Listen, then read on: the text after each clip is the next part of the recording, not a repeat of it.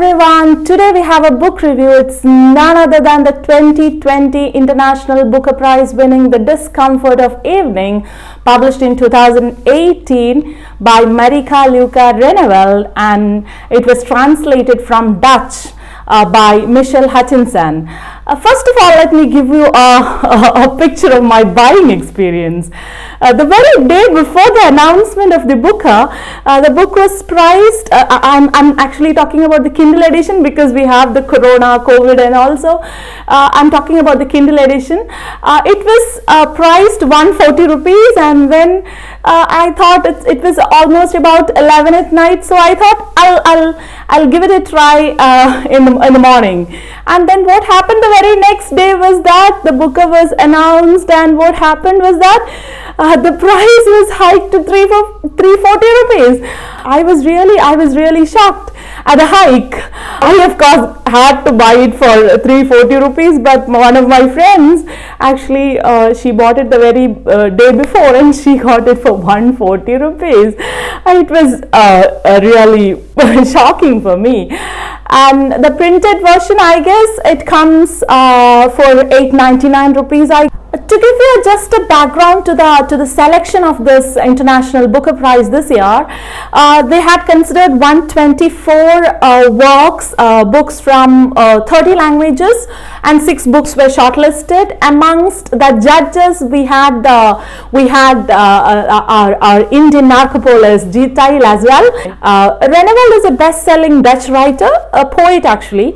Renewald is well known in Netherlands. Their first poetry collection, Calfskin, had won many awards. And now this novel, Discomfort of the Evening, is their debut novel, and which makes them the youngest winner of Booker Prize.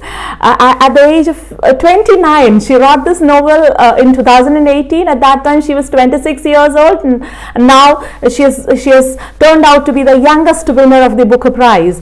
And this book has been translated into umpteen number of languages like German, French, Italian, Spanish, etc., etc.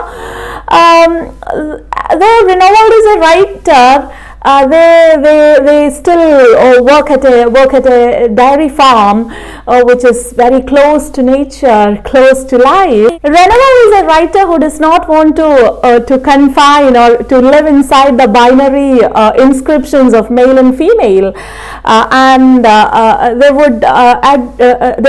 reject addressing them as his or her. They love to be addressed as they. Once they ask themselves what they want to be, a boy or a girl, or in between, and they chose to be in between. And once the Booker Prize was announced, there with the translator was so overwhelmed that Renewald says, like their father says in the novel, I am so happy as a cow with 7 udders. And Michelle Hutchinson, who is the translator, also felt like udders growing within her. Now, coming to the novel, it's a brilliant sort of a read. Sometimes I felt like it's not quite of a page turner kind of a writing. The novel as such is set in early 2000s in Netherlands, in a farming rural family.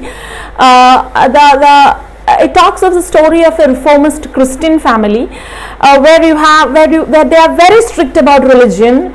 You have a father who goes on questioning kids about Bible, who goes on telling kids to quote lines from Bible, from the Testaments, etc. all the time. Of course, when you have so much of religious constraints around you, you do have a tendency to break up, right? So that is what happens inside the family. The first few pages are quite okay, but then the things get messy, things get really horrible.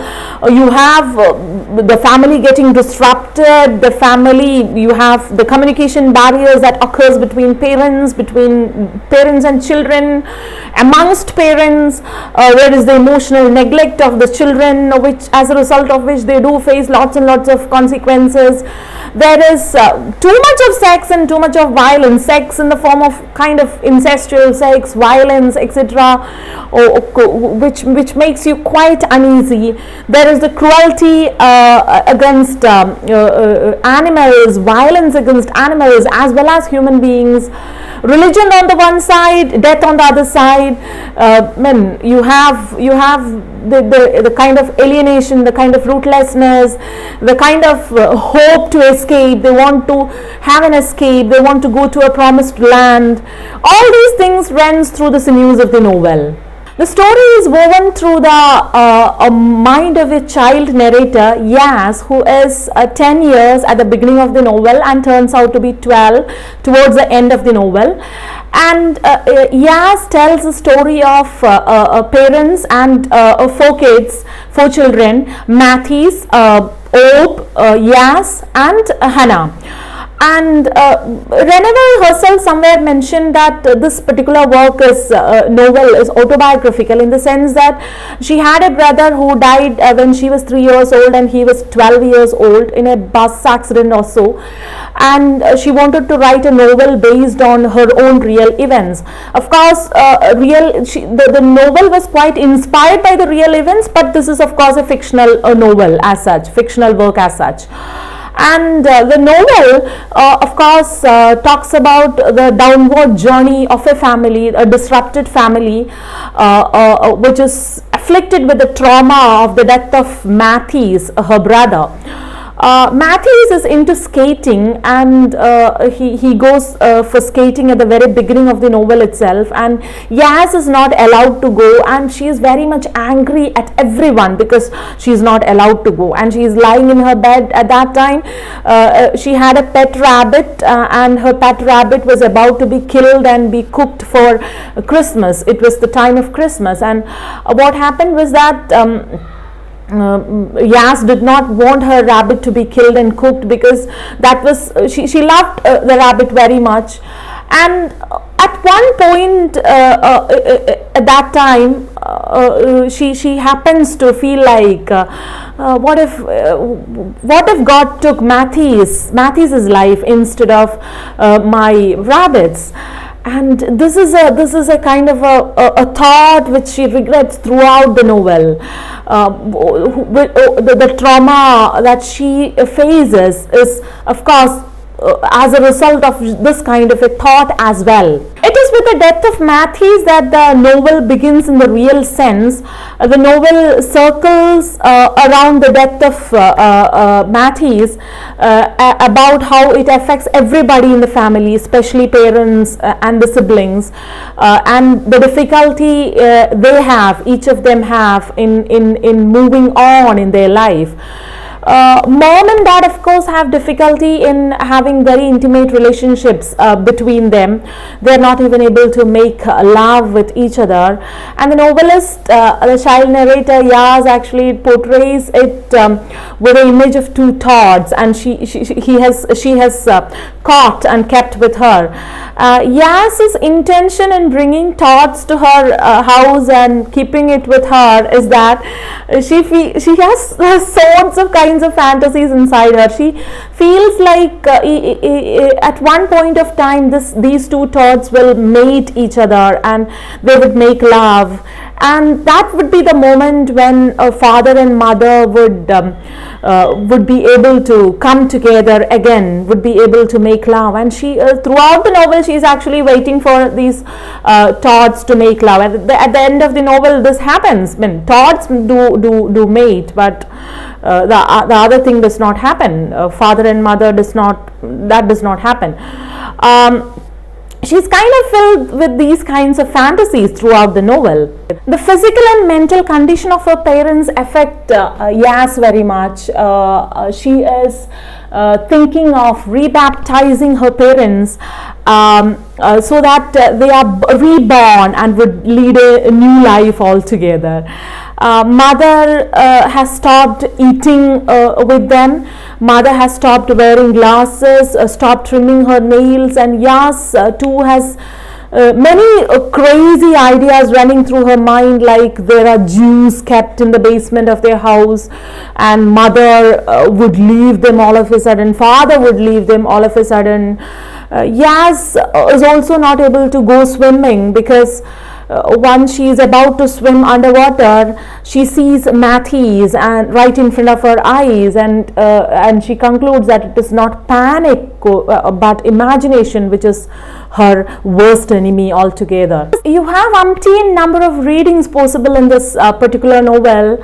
There is a search for self where Yas always wants to go into her, within her, into her own inner realm, not to the outer spaces which her classmates craves to go. She doesn't want to go to any other country, to travel across. She just want to go to her inner realm, to her own psyche. And another thing is that she always wanted to go to the other side, and we do not know what this other side is. We'll talk about that. Going to the other side is another sort of preoccupation that Yas has. And she also want to make De Groot, the Dutch singer and songwriter, to be her partner. That is another one of her fantasies altogether. Yas, from the very beginning of the novel, we find that Yas is wearing an overcoat. The Dutch meaning of Yas is coat, so that itself makes this the name very much apt. And what happens is she is very much secure inside the coat. Maybe that she is very much secure inside the coat. Maybe she does not want to move on to the outside world, to mingle with outside people. She is feeling so safe inside the coat, and that is one thing why she is wearing the coat. Another thing is that Eva has got tits, and Belle towards the end of the novel also gets tits, but then Yas does not get tits. So maybe bodily also she is not so secure. She is feeling sort of insecurity as far as her body is concerned, as far as her sexual side is concerned. So they do have kind of peculiar fantasies, like they feel like you grow tits only if a boy stares at you, looks at you for longer than 10 minutes, and nobody looks at Yas. So what happens? Obviously no tits grow at all. And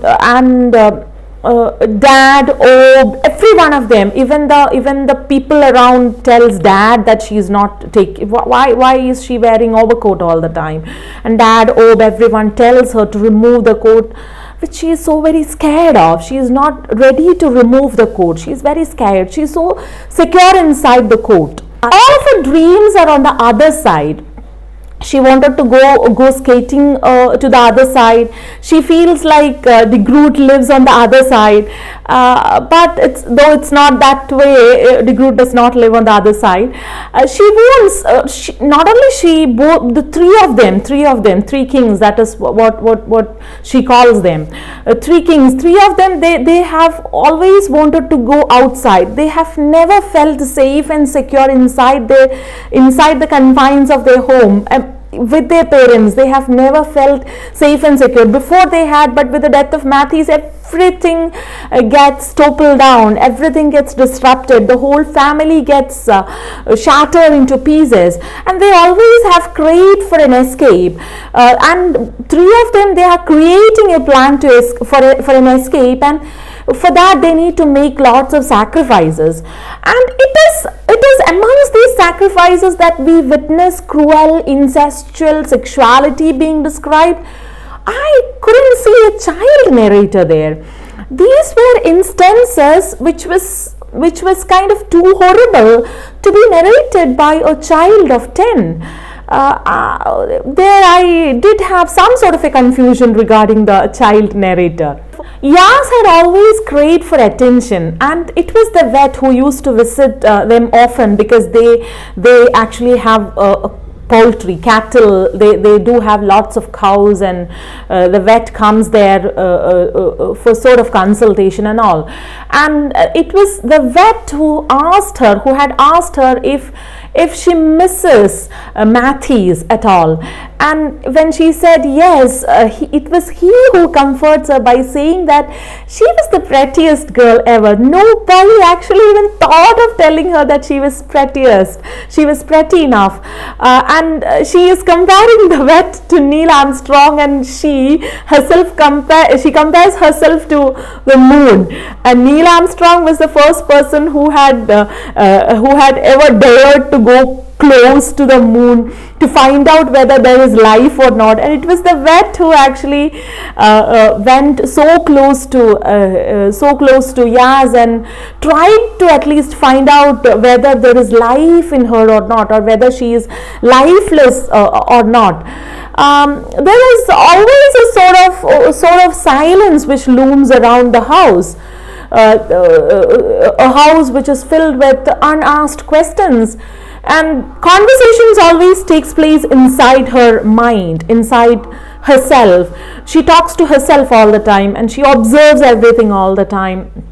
And being a child, she observes too much, I think.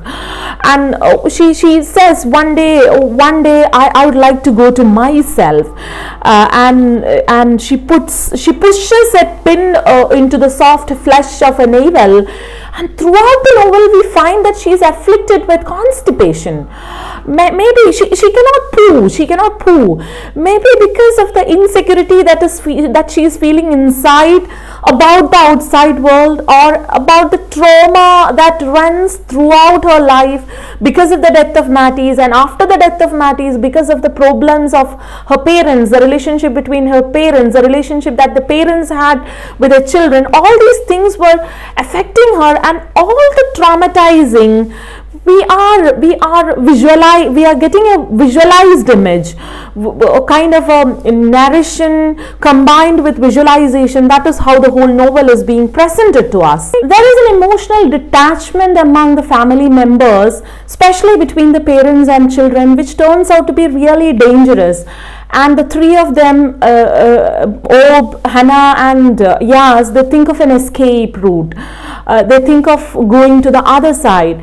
The other side could be anything, like it can be like death, which she always craves for. The other side could be outside the religious discourse. They're so caught up in the religious discourse that maybe they want to break away from it. And the outside for Yaz, the outside can be outside of the gender binaries, outside of the cultural codes, outside of the paternal influence. Outside can mean anything which is free, which has no order, which is very much organic in nature.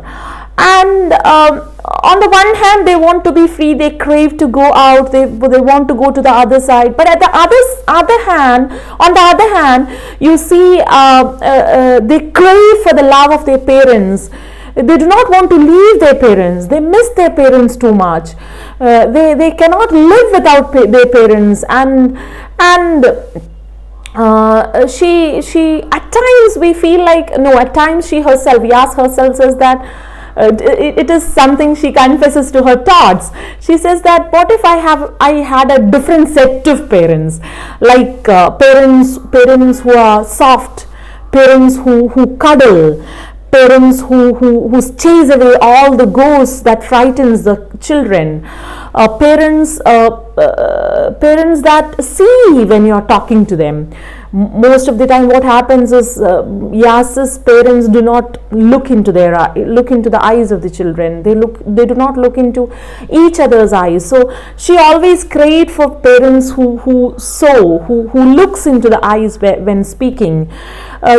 She does not want parents who do not make love, do not eat, threatens all the time. Dad, mother all the time threatens that I'm going to die, I want to die, I'm a bad mother, kind of thing. She is fed up listening to that kind of remarks from parents. So she always have craved for a set of a new kind of parents. Ob, her brother, turns out to be very violent, killing animals, being cruel towards animals as well as human beings. He kills animals mercilessly. He screams at his parents. He says that once when her mother was saying, I will die, I'm going to die, I want to die, and Ob said, better go and die, otherwise I'll kill you. That was kind of screaming towards his parents, and he was so violent towards Hannah and Jaz. You have this incestuous, violent kind of attacks onto the body, kind of maybe because of this adolescence and all, they are trying to explore their body, but the exploration of the body happens in a very violent manner, in a very cruel manner. Ob pushes a kind of a cold metal into Beli's buttocks and inseminate. Beli is a friend of Yaz, and one day she comes there, and Ob injects or pushes a cold metal into Beli's buttocks and inseminates bull sperm. All these things are really very kind of uneasy to read. You do not find child narrator there. So much of violence at such a small age. You witness children who are caught between uncaring and psychotic parents. Mother is almost kind of psychotic and father does not take care of them, and maybe they are exploring each other's body at that time, but the exploration becomes quite violent and quite cruel most of the time. The novel is a great read in the sense that it talks about loss, about trauma, homelessness, rootlessness, alienation, violence, cruelty, broken family. As Reneval has somewhere said, death brings people closer sometimes. Sometimes you get a whole family gets united, or whole family gets closer after a death. Sometimes what happens is after a death the whole family breaks apart, and this is what happens in this novel. The whole of the family after the death of Mathis happens to plunge itself into an abyss. This novel, to end, what I would say is that it was quite a discomfort for me for an evening. Of course, discomfort of an evening it was for me, and I would of course recommend you to read this, though sometimes we feel like it's not up to the mark, but then it's a very nice read to go for, and I would highly recommend you guys to read this wonderful novel by a debut novelist, of course. Thank you all.